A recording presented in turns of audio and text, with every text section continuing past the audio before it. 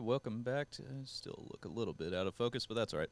Welcome back to Dynamic Life today, guys. I am here with Jacob and Destiny. Remind me your last name. Brummet. Brummet. Yes. I have a lot of brain fog with the medications I'm on right now, so you'll have to bear with me if I pause for a second. So I brought them along because they're very involved with the. There goes my brain fog already. Foster care system. And this is one of the things I've been really curious about, especially in the last couple of years. We had Sean on talking about abortion, and then I had Pastor Charlie on just having a general conversation. But part of the reason I'm so interested in foster care is because, we're fighting this fight with abortion, and it feels like that's louder than the foster care thing. Yeah. But I feel like they go really hand in hand. Some people don't think so quite as much. They think they're separate issues, but and then you add, like, my heartstring is really human trafficking, and when you add how much human trafficking is going on in the foster care system and all these different things I'm learning, I'm just like, this needs to be more at the forefront. Like, we need to figure out how to fix foster care in order to fix abortion and fix Totally. human trafficking, and all, like, those three things go so hand in hand. So so a lot of today, I'm just curious because I hear things and I read things, and I'm like, I don't have anybody that really verifies some of the stuff that I read and hear, and I may have it completely wrong. So just want to bring it to the forefront and all that. So welcome, guys. I'm glad you're here. Yeah, we appreciate the opportunity. Totally. Yeah, absolutely. So let's start with your kind of faith journey. What's brought you guys to this point of working with foster care, and what's kind of your story, whatever you want to share about your story? Yeah, this is a good question. So I'd like to say, obviously, Jesus is the foundation of our relationship, but second to that is really foster care. I was adopted at 6 months old into a Christian home. My parents had two biological kids, one that's 8 years older than me and then 10 years. And they always wanted a big family, but then after having their second son, and they got pregnant really fast, they weren't able to have kids anymore. And they were devastated by that. They started going through IVF, but neither my mom or dad really felt peace about that. Mm-hmm. My dad always had a heart for adoption, but my mom wasn't quite sure yet. And interesting enough, she was working at a crisis pregnancy center at the time, and the center director asked her, have you ever given that area of your life to the Lord? And my mom was like, you know what, I don't think I really have. And so she says that when she got home from that conversation, she just started bawling her eyes out and was like, Lord, like, I give this all to you, whatever you have for me. She felt the Lord speak adoption. And so it wasn't till 7 years later, and a move to another state, that they adopted me. And then a few years later, adopted my little brother. And then they fostered throughout that. But I really just grew up in a home that showed biblical hospitality. Like, it wasn't just something that, like, you read about in the Bible. It was part of my whole home experience. Whenever there was a friend that couldn't live at their home, they'd come stay with us, or my parents took on exchange students. Like, that was just my life growing up. And I had kind of a rocky start to my relationship with the Lord, but once it kind of got concrete, I was like, you know what? I feel like the Lord wants to use the biggest pain point in my life to be my purpose. And so in my mid-20s, when I was kind of praying about just, like, not actually praying, just really wanting to pursue relationships, I was like, okay, I know that I need to have somebody who has a heart for vulnerable children, whatever that looks like. Mm-hmm. Because either I'm going to marry somebody and I'm going to do this foster care adoption thing and I'm going to drag them around in the mud with me and they're going to hate me for it, or I'm never going to do what God's calling me to do. Yeah. And I'm like, the Lord's done too much in my life for me to not pursue that. So I date guys and I tell them, like, my heart for foster care, adoption, and adoption, and I just see, like, nothing there. I'm like, okay, you ain't the one. And at the time, I was a high school coordinator at a church. And there was this guy, tall, handsome guy, and he was the junior high intern. And we started talking a little bit and DMing. And one night on a Wednesday night, I'm like, okay, we got to cut to the chase. Like, who are you? Because I'm not trying to, mess around in relationships. And I said, if you could create a job for yourself, what would it look like and why? Money's not an issue. What is that job? And he said, I'm not quite sure what it looks like, but I really have a heart for foster kids. And I was like, Awesome. You're my husband. You don't know it yet, but you're my husband. And he is my husband. So I don't know if you want to take it from there and share your heart. Yeah, and then we were married a week later. Just kidding. Yeah. Yeah, so my story is I grew up in a Christian household, homeschooled, went to church Sunday, Wednesday, kind of just grew up in, I guess, the classic Christian home. Both parents were in the household, just very great upbringing. And foster care was never something I really knew about, never something I'd experienced. Like, my aunt and uncle had adopted a few kids, so I was aware of that, but that was about it. And like she said, I was a junior high intern when we met, so throughout college I had my own plans, and I wanted to be a physical therapist, and that was my route I wanted to go. And God was slowly like working on my heart that he had something different in store for me. And for years I kind of resisted that. It's like, no, God, I have my plan. I know what I want to do. And you're going to have to conform to what I want to do. Mm-hmm. And he slowly, patiently changed that. And I got to a point where I just kind of surrendered to whatever God had for me. And for the longest time, I thought that was something vocational ministry. And so I was interning with our junior high ministry and was applying for youth pastor jobs and things like that, thinking, okay, maybe this is the route you want me to go, God. And then one of my best friends' dad invited me to this summer camp called Royal Family Kids Camp. And It's a summer camp for children in foster care. So I went there, and that camp literally changed my life. And I was introduced to foster care, and I was introduced to these children. And if you talk to most of the volunteers who go to that camp, they'll always say that these kids impact you more than you ever will impact them. And those kids absolutely did. That camp was in 2019. And at that point, through that summer, I was getting no's from all these applications for these youth pastor jobs. And I was like very confused, because I was like, God, I thought this is what you wanted me to do. Like, I surrendered to you. Like, I'm all for this now. I'm down to dedicate my life to ministry. It's just like, why isn't anything happening? Then I go to this camp that opens a whole new aspect. And so I start to look into social work and working with foster kiddos. Mm-hmm. And so I look into school. I find CBU has a social work program. So I apply to go there for my master's. And then one of my best friends, not this same dad, but another dad, runs a foster care agency. Okay. And so I talked to them, and they have a job in one of their group homes for teenage boys, just kind of working as direct care staff there. And I'm able to do that while I go to school to get my master's. And so I'm still at that agency today, and now I'm a social worker there.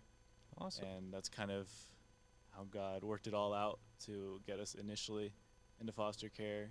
And I guess we can share a little bit about our journey now of also being foster parents for the past 4 months now. Yeah, we can go into that. So we always knew we wanted to foster, but we didn't know what that looked like. After 4 months of marriage, we got pregnant by surprise with our oldest son. And then after he was about a year, we got pregnant again with our second son. And it was in this time where we want to homeschool our kids. I was working at a pregnancy clinic, actually, a crisis pregnancy clinic at the time. And he's a social worker therapist. And we're just like praying, like, Lord, we want to stay at home. Like, we want me to stay at home with the kids, but we live in Southern California. How's that possible? And so as we were just praying, and at my work, I kind of saw like the Lord kind of allowing me to leave, which has been crazy because the position that I was in was pretty challenging, and there were so many times I'm like, God, I want to stop this job, and I never felt like the peace to leave, and now I'm feeling the peace, and I'm like, oh my gosh, God, are you serious? Like, what are we gonna do? How are we gonna do this? And Jacob would always ask me, like, if you could do anything, what would you want to do? And my undergrad is in psychology, and I'm like, I want to be a foster parent. That is my heart. Like, I want to help these kiddos without a home, and that was kind of where I was stirring, but we didn't see that as being possible at all. And so one Sunday, I'm 8 months pregnant, and I don't know what the pastor was talking about, like finances, literally nothing even related to foster care. And I felt this heavy burden on my heart to become foster parents. And Jacob, I've been wanting to be foster parent since we got married. And Jacob always like, no, this is what I do for a job. Like, it's crazy. It's too much. Not right now. And so that Sunday, I was like, hey, this is insane. But what do you think about like becoming foster parents? And like, that could be my job in the home, is to take care of these kids while we take care of our kids. And for the first time, he didn't say no. And the more he started talking, the more excited he got. And we're like, everyone's going to think we're insane because we're about to have 2 under 2 and then become foster parents. We haven't ever claimed to not be insane. That's true. That's true. So after our son was 2 months old, we started the process of becoming foster parents. And then we were placed with a little 1.5-year-old girl about 4 months ago. So we're in the thick of it. Yeah. Very nice. So you're not working anymore. You're working in the home with the foster kids, and you're still at what's the agency that you're with? Community Access Network. We're up the street in Corona off of Main and Ontario. Been there about 20 years. But she says no, she doesn't work. She actually does. She does part-time with our agency and runs our social media and does a lot of marketing and community engagement and things like that. So she has 3 kids that are 2 and under right now when I'm at work 40 hours a week. Plus actually, and also doing social media. So she's quite busy. Yeah, no kidding. It's a fun life. Yeah, absolutely. So yeah, it's amazing what happens when, I mean, I'm experiencing it right now. Like I have no idea what this is going to be. Sean called me one day and was like, hey, can I come on the podcast? And I was like, sure. Yeah, let's get it started again after about a year of not doing it. So, and I, in the process of interviewing him, it just slowly was like, this is what I'm supposed to be doing, even though I have no idea what it looks like or what it's supposed to be. This is what I'm supposed to be doing. So yeah, I kind of feel the same way that you did, where it's like, not quite sure how, but this is what I'm supposed to do. Yeah. So that's awesome.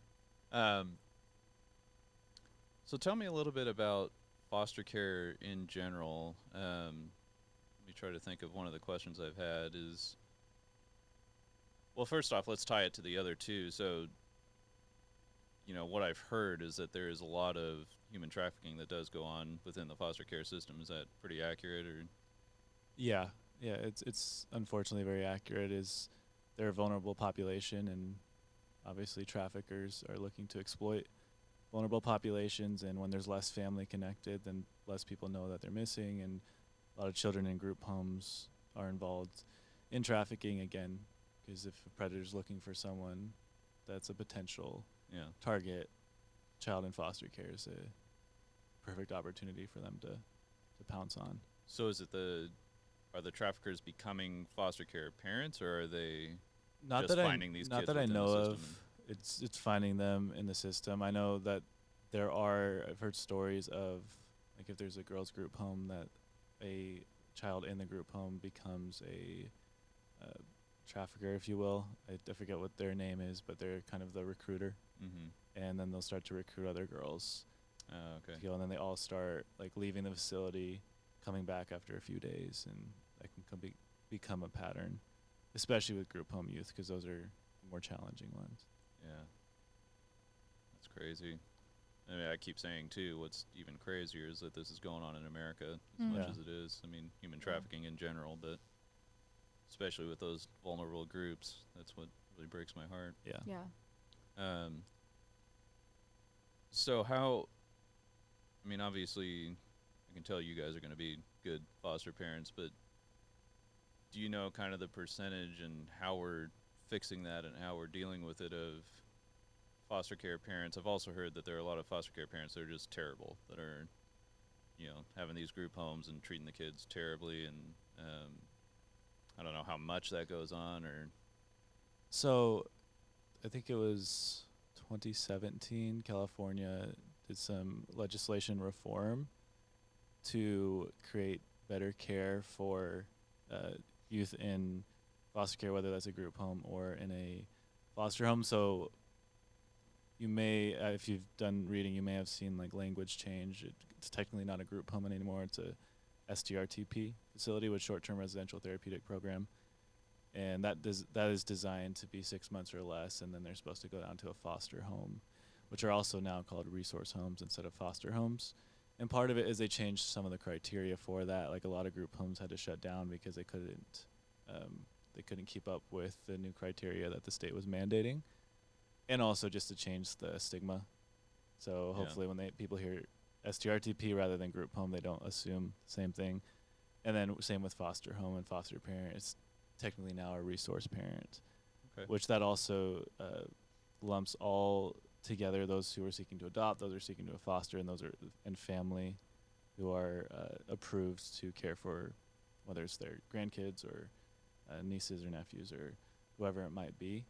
So there was a lot of reform that has happened, that they're trying to crack down on that and make sure the vetting process is good, and kind of seeing it from both ends. It is very thorough. Somehow people still get through the cracks and are still Yeah. able to weasel their way in, like Yeah. in anything. But I think that reform, from what I can tell, is mostly helpful, especially with the foster parents, and making sure that they're in it for the right reasons, that there's accountability, that there's not these kids that are just dropped off and no one's ever checking in on them to make sure that they're safe and they're cared for. But of course, people can lie, and people can get these kids to lie Yeah. and manipulate them. So it does still happen, unfortunately. Well, especially Riverside County, they've really cracked down on the criteria to become foster parents. I know for us, it was harder for them to approve us because we have 3 under 3. Mm-hmm. And so I think the only reason why they even allowed us to become foster parents was because he is a social worker, and because we weren't super ignorant into the experience that we were getting ourselves into.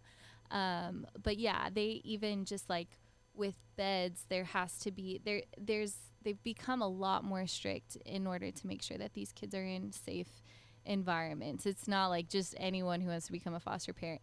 But at the same time, there is such a huge need, because if these kids aren't in homes with us, they're spending the night in the office.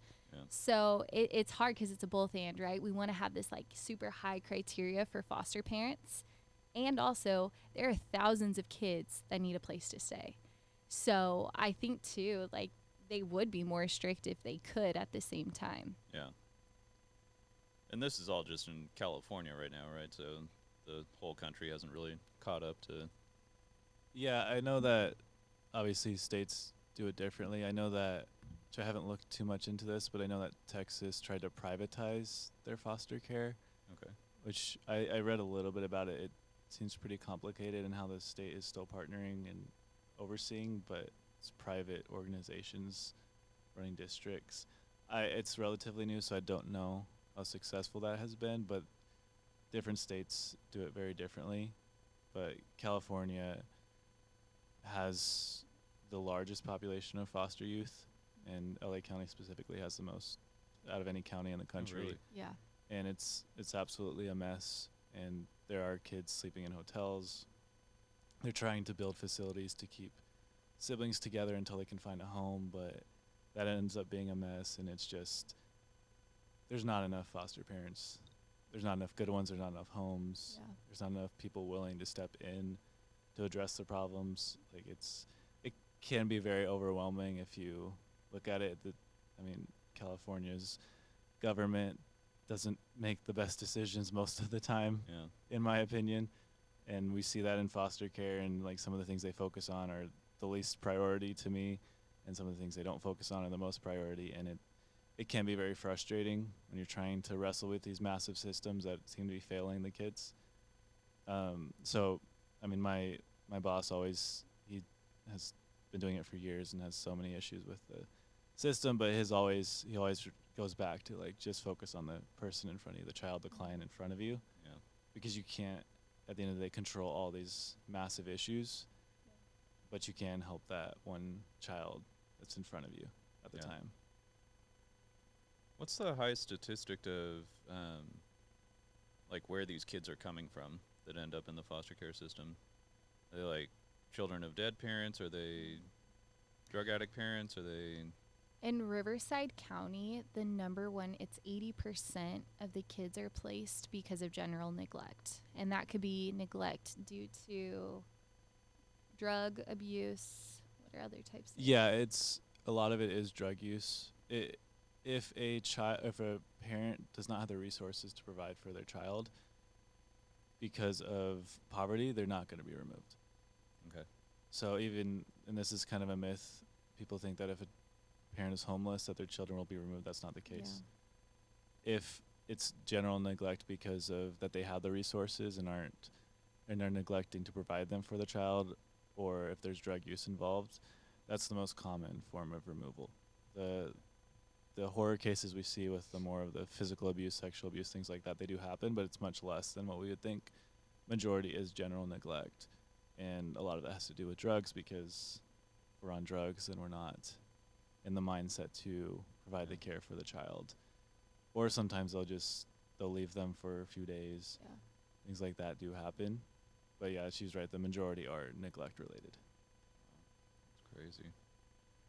And then going into, so are we still, again, what I've heard is that these kids get bounced around a lot to different homes and stuff. Is that still kind of currently the situation, or are they doing a better job of staying in one place?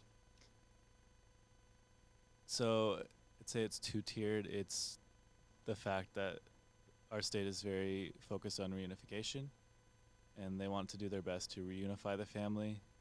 Unfortunately, sometimes patterns don't change, and they are replaced or reunified with the family, but then something else happens and they have to be removed again. So they're kind of bouncing in and out.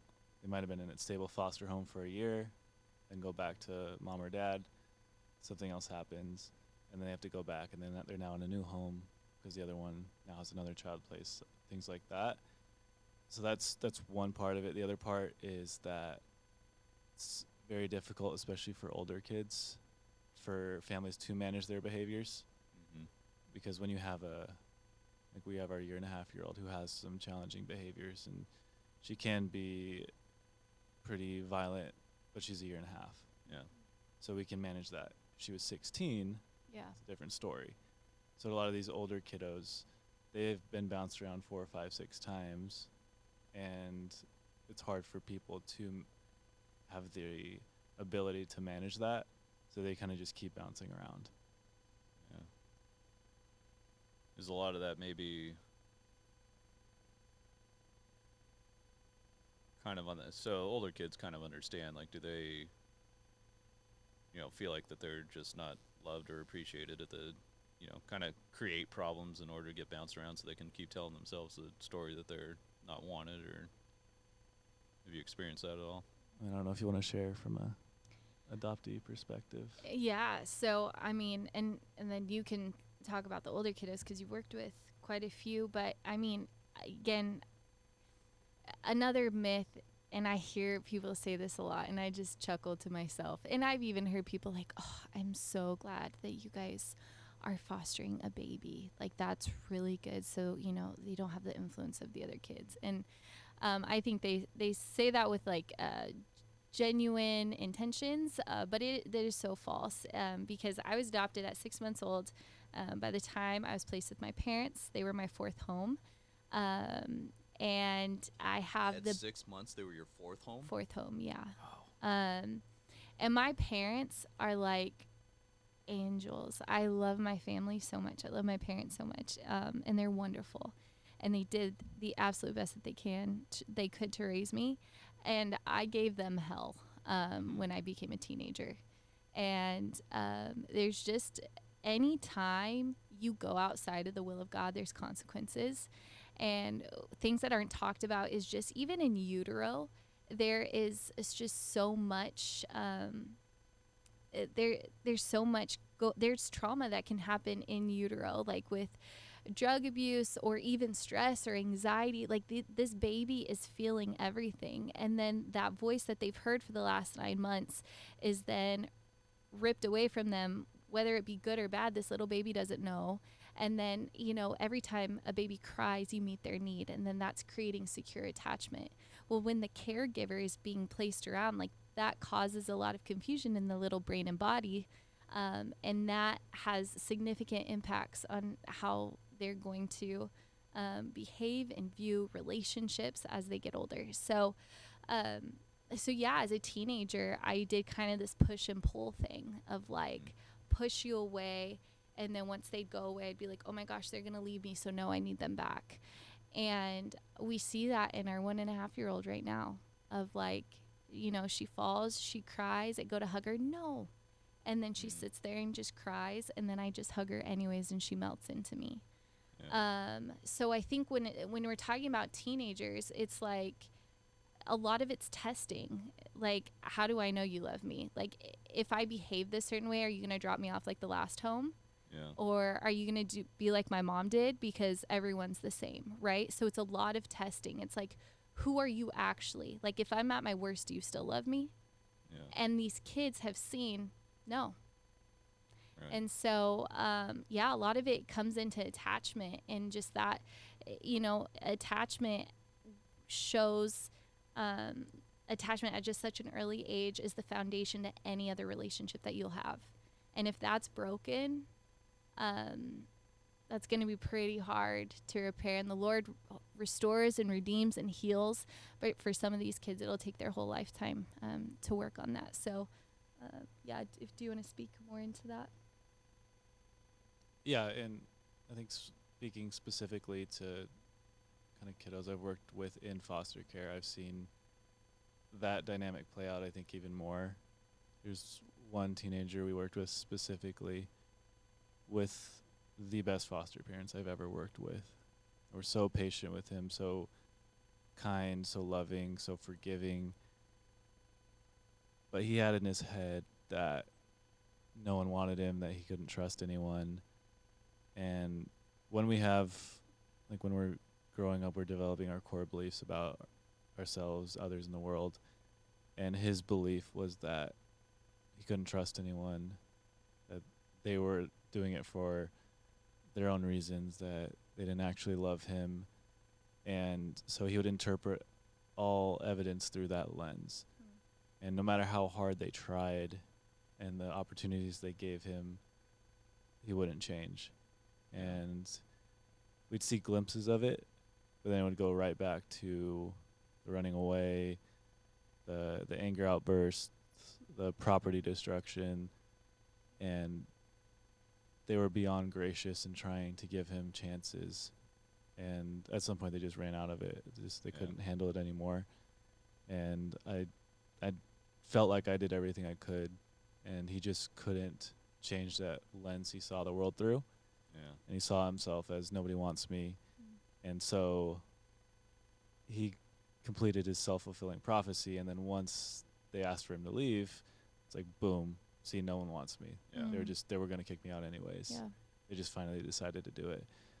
And then after that, he's, bounced around a lot between different homes, and now it becomes even more part of his identity because of that belief he had that determined his behavior, and then now he's just able to interpret anything he wants and have that kind of bias in what he's seeing. So yeah, unfortunately, when they're damaged that much in early childhood, it can very much determine what their life looks like. While on the other hand, like, his brother was also in the same home, and his brother could not be completely different. So it's interesting to see that it's not hopeless, Yeah. and that there is hope, and children can receive healing and change, and we can make an impact on them. But at the end of the day, it's, can that person change their belief about how they see everything or not? Yeah. Yeah, that's tough. How difficult is this is another thing that I've heard a little bit about, is how difficult is the adoption process? Um, what I've heard is that part of the difficulty is they try to reunite kids with their families, so that's why. And part of the reason I bring this up is there are other people that say it, but there was like a specific TikTok where this guy was like, if every Christian or I think he said, if every church in America adopted one child, then there wouldn't be any more foster care kids. And most of us were like, it's a little more complicated than that, like, Yeah. yes, you're right, but it's not like we're refusing to do it. It's a complicated process. So what is that kind of process, and is it that complicated, or? I can speak on statistics. Yeah, go for it. First, in Riverside County, about 60% of the kids will be reunified and 25% will be adopted. So that's a pretty big disparity when it comes to that.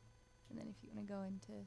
And yeah, that statistic is a little skewed, I would say, because a lot of the kids that are transitioning out of foster care because they're turning 18, Yeah. they've been adoptable for a long time, but Yeah. people don't want to adopt older kids. They want to adopt babies. And there's a lot of valid reasons for that, just for concerns for safety, and you want to be able to mold them and shape them, and it's still hard, but it's easier when they're younger. Yeah. But yeah, as far as what that guy is quoting, like, technically true. There's more churches than children in foster care. But yeah, a lot of them will not be adoptable because they will go back with their families. And it is a beautiful thing when it happens, when Oh, the totally. parents can get their life together and the family can be reunified. But even with that, there's still a need for them to have a safe place in the meantime. And I think that's too what makes foster care super unique, is that people see, I think a lot of times people see foster care as like means for adoption, which yes, absolutely. Like, it's a wonderful, if you want to adopt, we hope to adopt one day.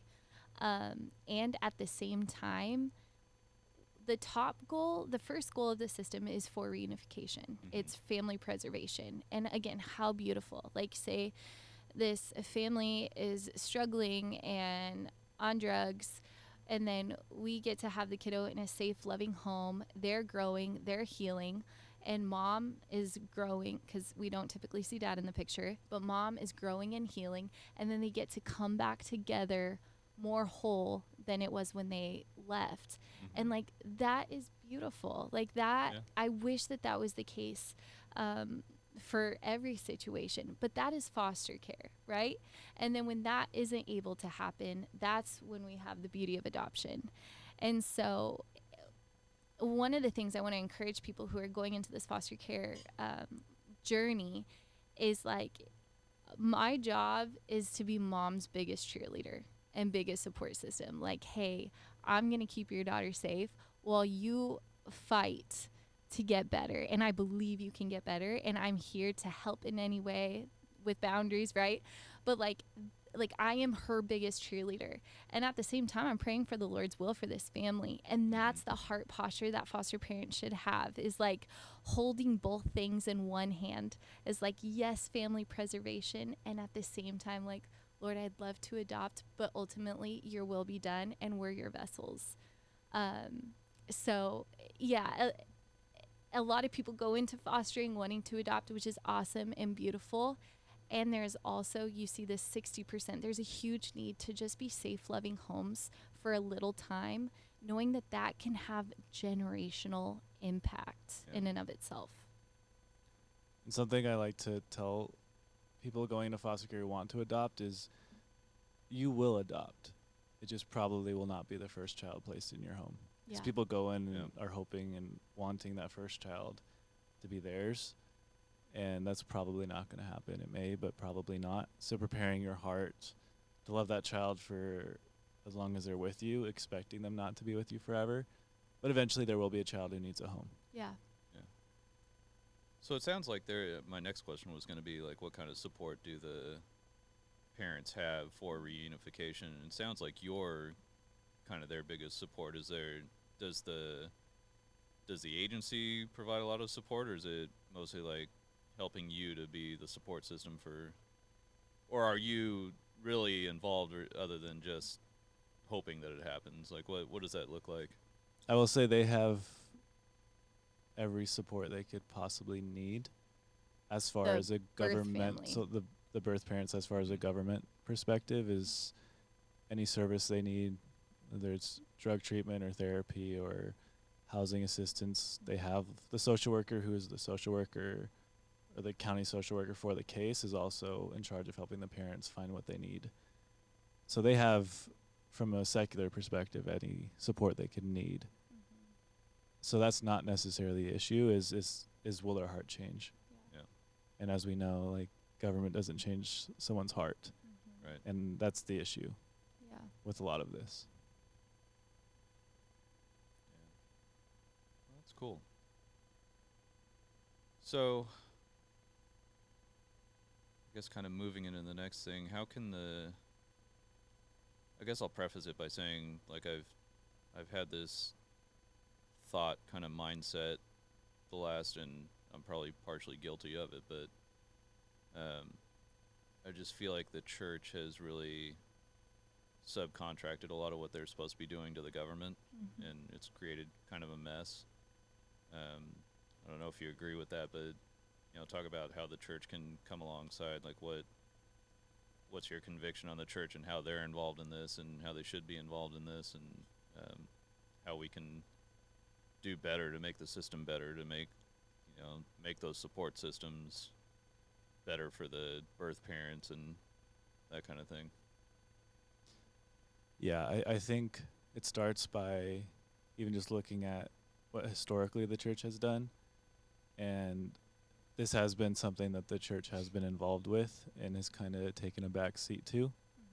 We were talking the other day and just talking about how sometimes we feel like we're trailblazing something here. But if we actually look at it, we're just reigniting something that has existed. And That's good. if you look back at like the early church in the Roman times, like, it was culturally acceptable to, if the father did not want the baby, then they would place the baby in the streets or outside the city to either be taken by someone else or to die from the elements or be eaten by a wild animal. And what the church started doing was adopting those children into their home. Mm-hmm. And so they started picking them up off the street and taking them as their own. And then if we go to the Middle Ages, like, these are when we start to see orphanages develop. And these bishops start these orphanages to care for the fatherless, as we're commanded to throughout Scripture. And then if we go into the 18th century, a man named Charles Loring Brace, I think his name was, who's kind of dubbed the father of foster care, he saw the need in New York and how there was thousands and thousands of orphan children that were homeless and just on the streets and trying to fend for themselves. And so what he did is he started to establish these homes for them. He established the Children's Aid Society, and I don't know if you've heard of the orphan trains, but he was a part of that in finding rural homes for them and shipping them off by the thousands in trains to get them out of their situation in New York and into these homes. And by today's standards, that's a little controversial, but taking them from the life they had to this newer, better life was his motivation was his faith, as he had gone to school to be a pastor, and then he had seen the plight of the vulnerable in New York, and decided to dedicate his life to that. So the church has always been involved in this. I think just sometimes government starts to step in, and then the church kind of believes that we no longer have a responsibility here, when that's not God's take on it. And God commands us to care for the vulnerable, to care for the widow and the orphan, and to visit them in their distress. And it's our social responsibility. I don't think it's optional for us. Yeah.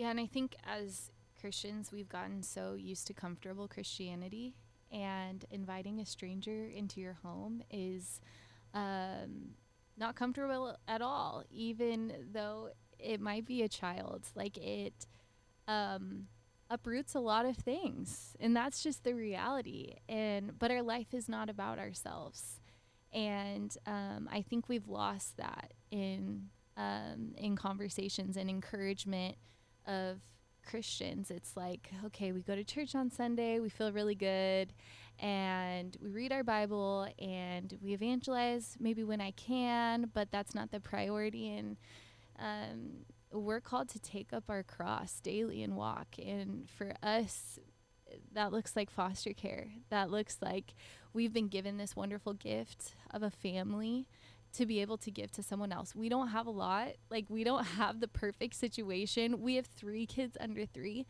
but we're like, if we don't do it, who else will? You know? So we're not the picture perfect people. There's so many better people out there that if they would just look at their family as ministry, and, you know, even building their family to look a little different than what they expected to see the blessing on the other side of it.